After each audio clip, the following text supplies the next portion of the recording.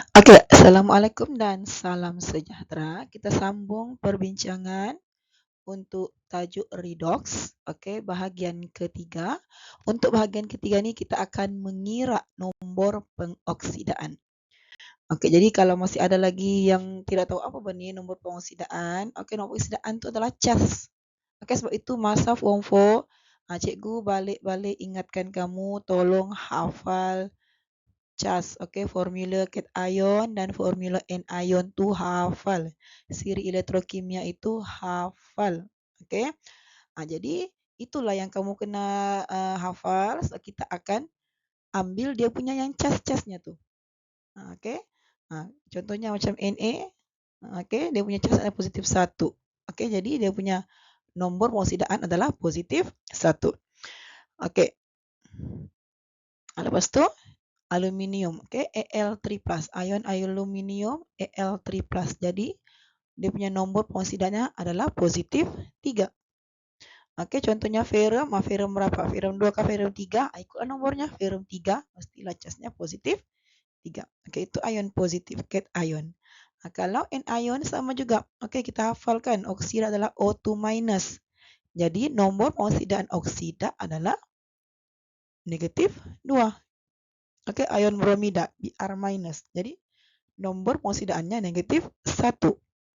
Okey, manakala contohnya fosfat PO43-, jadi dia punya nombor pengoksidaan negatif 3. Itulah pentingnya kamu menghafal Cas. Okey, formula cation, formula anion. Okey, selain kamu mau buat formula kimia, okey, kamu juga perlu untuk pengiraan nombor pengoksidaan. Okey, selain itu kamu perlukan untuk setengah persamaan. Dalam tajuk redox ni sangat banyak setengah persamaan yang kamu kena buat. Jadi yang mana belum hafal, sudah terlupa, tolong hafal semula. Okey? Jadi kalau hafal, kalau sudah hafal, type di komen situ. Itel hafal. Okey? Iman hafal. Momo hafal. Okey.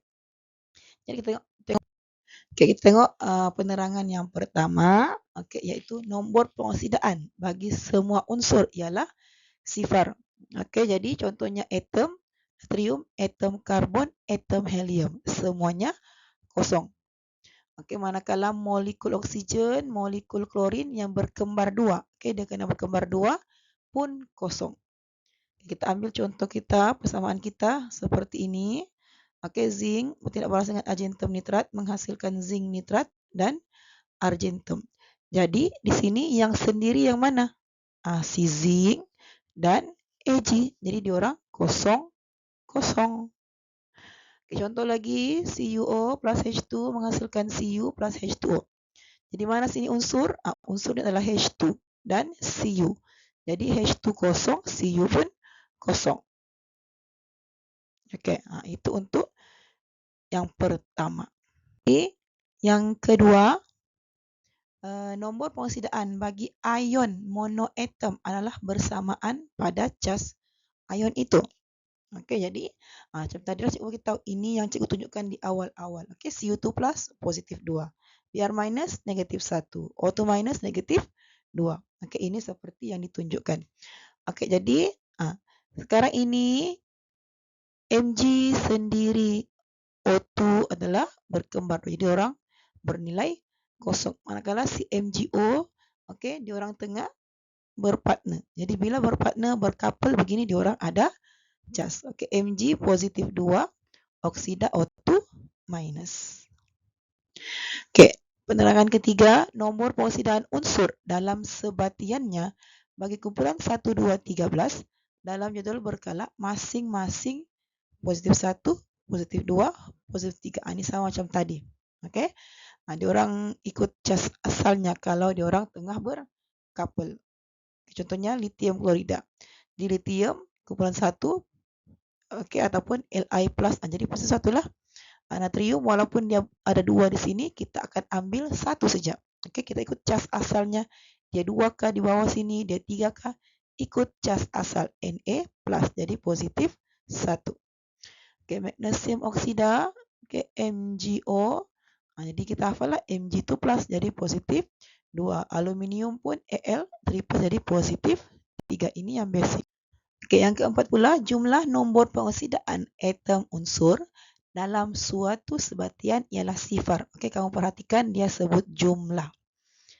Okey, jadi kita ambil contoh natrium klorida. Jadi natrium positif 1, klorida negatif 1. Bila kita tambahkan, kita akan dapat sama dengan kosong. Okey, contohnya magnesium klorida. Okey, jadi magnesium plus 2Cl. Magnesium positif 2 tambah 2 negatif 1. Okey, kita tengok kalkulator, kamu akan dapat dia sama dengan kosong. Okey, contoh pengiraan. Tentukan nombor pengoksidaan sulfur dalam sulfur trioksida. Jadi kita tulis dulu dia punya persamaan. Okay, S tambah 3O, sebab O di sini ada 3 kecil. Jadi kita keluarkan jadi 3 besar, 3O, samakan dia dengan kosong, sifar. Okey. Jadi sebab apa? Tiada casnya di atas sini. Jadi dia sama dengan sifar. Okey, lepas tu kita masukkanlah nombor pengoksidaan oksigen. Okey, oksida lah. Masuk dalam kapalkan jadi oksida. Okay. Kenapa tidak perlu masukkan S? Sebab S ni kita kena cari. Jadi kita masukkan nombor pengoksidaan yang tidak disuruh cari. Kita ikut dia punya nombor pengoksidaan yang sudah kita hafal, iaitu negatif 2. Jadi S tambah 3 darab negatif 2. Daripada negatif 2 ni, daripada cas oksida ini. Okey, samakan dengan kosong. Jadi bila kita tekan kalkulator kah, pindah-pindahkan kah, kita akan dapatlah S positif 6. Jadi pastikan positif ini ada ditulis. Tidak ada positif, tidak ada markah. Okey. Yang kelima, jumlah nombor pengoksidaan unsur dalam suatu ion polyatom adalah bersamaan dengan cas pada ion itu. Jadi jumlah. Okey. Contoh. Jumlah nombor pengoksidaan bagi ion amonium. Nombor pengoksidaan N. Okey, tambah dengan nombor pengoksidaan 4H. Jadi N tambah 4H sama dengan positif 1. Dari mana dapat positif 1? Dari cas yang ini nih. Okey, NH4+, cas amonium. Okey, jadi kita samakan dengan positif 1. Okey, jadi kita akan masukkan nilai lah.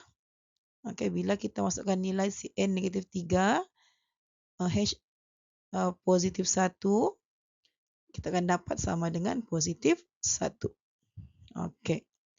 Next, tentukan nombor pengoksidaan karbon dalam ion karbonat. Jadi kita mau karbon.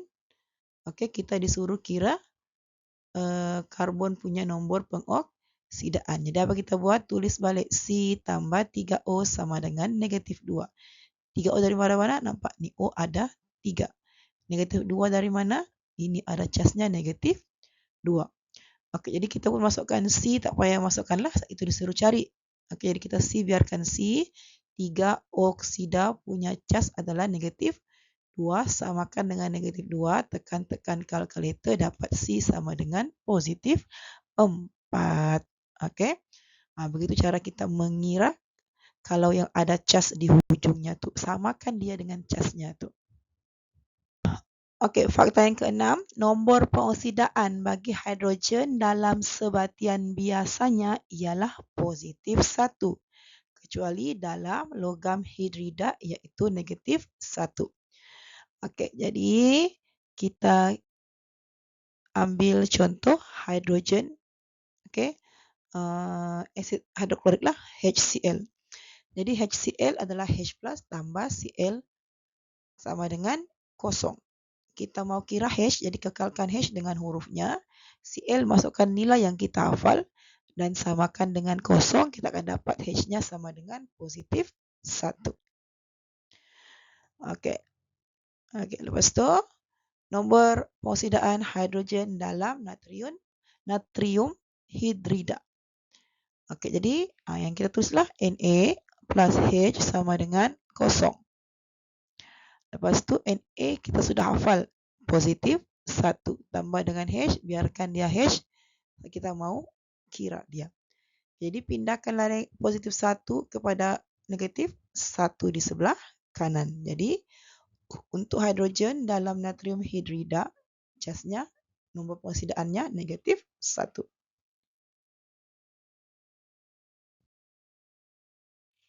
Oke, nombor pengoksidaan bagi oksigen biasanya negatif 2, kecuali dalam sebatian peroksida sama dengan negatif 1. Oke, contoh. Nombor pengoksidaan oksigen dalam magnesium oksida ialah, tulislah Mg plus O sama dengan 0. Kita mau yang O, jadi Mg kita sudah hafal, positif 2. Oke, tambah dengan O sama dengan 0, jadi positif 2. Pindah ke sebelah kanan akan jadi negatif 2.